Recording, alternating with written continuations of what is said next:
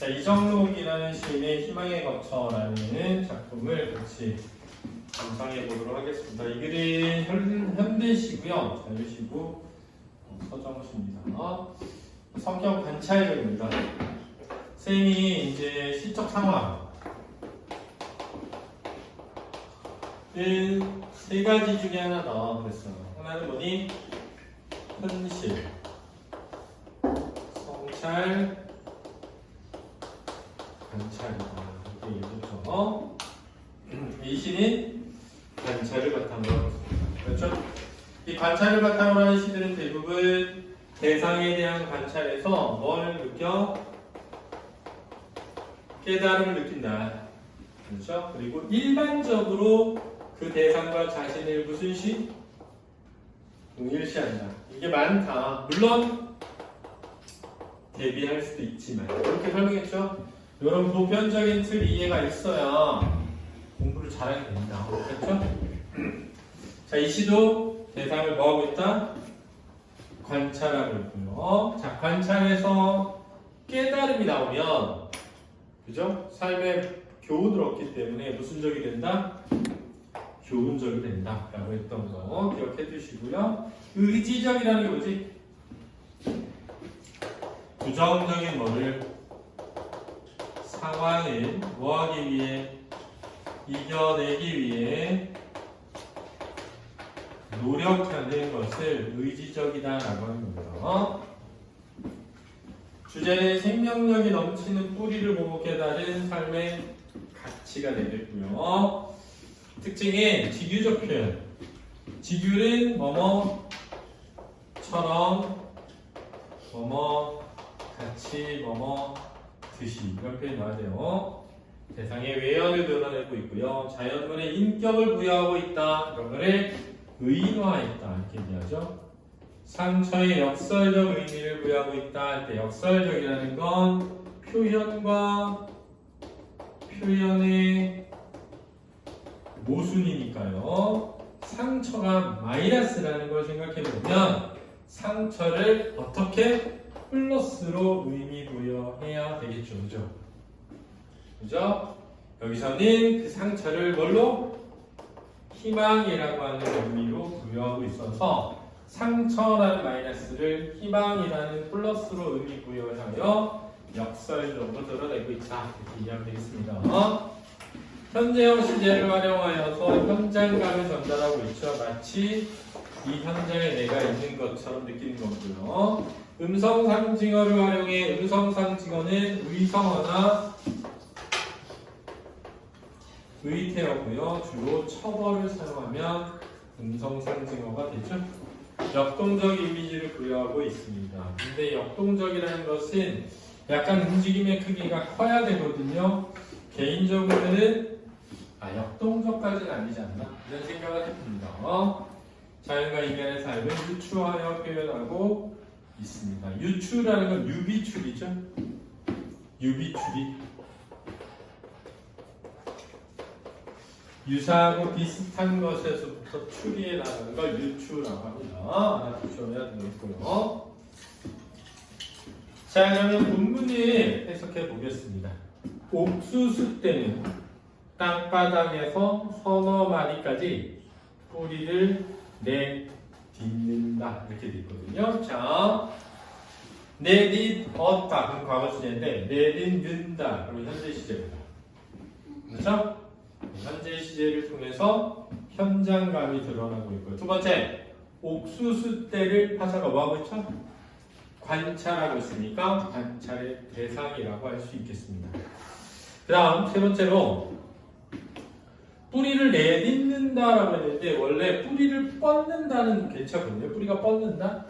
근데 내딛다라는 말은 기본적으로 발걸음을 내딛을 때 쓰는 표현이어서 마치 사람의 발걸음을 내딛는 것처럼 표현되어 있으니까 의인화된 표현이라고 할 수 있겠습니다. 땅에 닿지 못할 헛발일지라도 그랬거든요. 자, 헛발은 마이너스입니다. 여기서 헛발은 헛수고 쓸데없는 것이라고 해석될 수 있거든요. 쓸모없거나 쓸데없는 것이라 할지라도라는 말이 붙어 있음으로써 그 위에 있는 내딛는다가 알았죠? 의지가 부각된다는 것을 이해해야 돼요.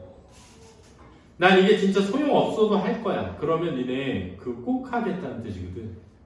야, 너 그거 할 말 소용없어. 나 소용없어도 할 거야. 이런 거죠. 되죠? 길게 발가락을 들이민다. 됐군요. 자, 두 가지. 들이민다. 현재형. 현장감, 생동감. 발가락을 들이민다. 그랬으니까 의인화된 표현이죠. 그리고 이렇게 헛발일지라도 라는 부분에서 뭘 이해할 수 있냐면 실패를 두려워하지 않는 마음이죠. 시안아, 뒤에 문 좀 닫아봐. 이시안, 실패는 뭐예요, 어머니지? 몰라요. 왜? 그럼 있잖아. 실패는 뭐예요, 어머니? 실패요. 실패 뭐냐? 왜 그래? 실패가 뭐야, 어머니야? 근데 누가 그렇게 썼던데 실패가 성공의 어머니라면 우리 아빠 참 좋겠네. 새엄마가 너무 많아. 이렇게 썼던데. 자, 실패를 많이 하면 엄마가 많이 생기죠. 자, 옥수수밭 두둑에 저 버드나무는. 자, 이게 관찰의 대상 2입니다. 두 번째 관찰 대상이에요. 또한 제 흠집에서 뿌리를 내려 제 흠집에 박는다. 그랬거든요. 자, 여기 이제 잘 보시면 박는다. 현재형 시제죠. 현재형 시제입니다. 제 흠집에서 할 때 흠집은 상처를 뜻하고요. 뿌리를 내려는 희망을 뜻합니다. 그래서 상처라고 하는 마이너스를 희망이라고 하는 뿌리라고 하는 희망으로 표현함으로써 역설적 인식이 드러남이라고 써놓으세요. 상처에 대한 역설적 인식이 드러나는 겁니다. 이 버드나무 가끔 보면 이렇게 중간에 파여있는 옹이 같은 부분에서 뿌리가 뻗어나와서 옆으로 이렇게 자라는 경우가 있어요. 그걸 보고 표현한 겁니다. 상처의 지붕에서 상처의 주춧돌로 스스로 기둥을 세운다. 그랬거든요. 그러니까 이 스스로라는 표현에서 의지적이고 자발적인 것이 드러납니다. 버드나무에 의지적이고 자발적인 노력이 드러나는 거예요. 기둥을 세운다는 극복하는 것을 의미해요. 극복해내는 것을. 따라서 시련을 극복해내고 있는 버드나무를 관찰하고 있죠. 시련을 극복해내고 있는 버드나무를 관찰하고 있습니다.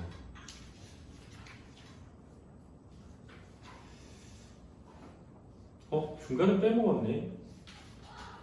이연을 안 했네. 허방으로 내딛는 저 곁뿌리처럼. 다시 위로 올라가서. 허방은 구덩이 같은 거예요. 텅 움푹 빠진 구덩이. 저 곁뿌리처럼. 저 곁뿌리는 허방으로 내딛었으니까 실패한 모습이고요. 허방으로 내딛는 저 곁뿌리처럼이니까 처럼 직유법 쓰였죠. 마디마다 맨발의 근성을 키우는 것이다. 그래서 맨발의 근성은 삶의 의지라고 해석할 수 있겠고요. 목을 때까지 울컥 울컥 할 때 이 울컥 울컥이 처벌을 사용하고 있는 음성 상징어가 되겠고요. 생동감을 만들어내고 있습니다. 이 울컥울컥은 목 울 때가 올라오는 모양을 본다는 거예요. 부젓가락 같은 직유법이고요. 자, 부젓가락은 불쏘시개로 쓰는 젓가락을 뜻합니다. 그래서 불덩이 속에 넣어서 사용하는 젓가락이기 때문에 뜨거운 불을 이겨내는 강한 의지를 드러내는 거예요. 뜨거운 불을 이겨내는 강한 의지를 드러냅니다. 뿌리를 내미는 것이다. 그러니까 이 뿌리도 강한 생명력을 지니는 것이 되고요. 4연으로 다시 올게요. 생이란 하겠습니다. 자, 그래서 생이란 하면 옥수수 떼와 버드나무에서 발견한 생의 의지를, 그래서 생의 의지를 전체의 삶의 생으로 의미를 확대하여 이해하고 있다는 것을 알 수 있고요. 특히 이 생은 인간의 삶에 대한 생으로 확대되는 것이어서 자연의 이치에서의 얻은 깨달음을 인간의 삶으로 확장하여 이해하고 있다는 것도 알아야겠다. 자신의 상처에서 자신의 버팀목을 꺼내는 것이라고. 자, 상처는 마이너스인데 버팀목은 플러스니까 그것을 이겨내는 힘이 되겠습니다. 이게 역설적 발상이라 그랬죠?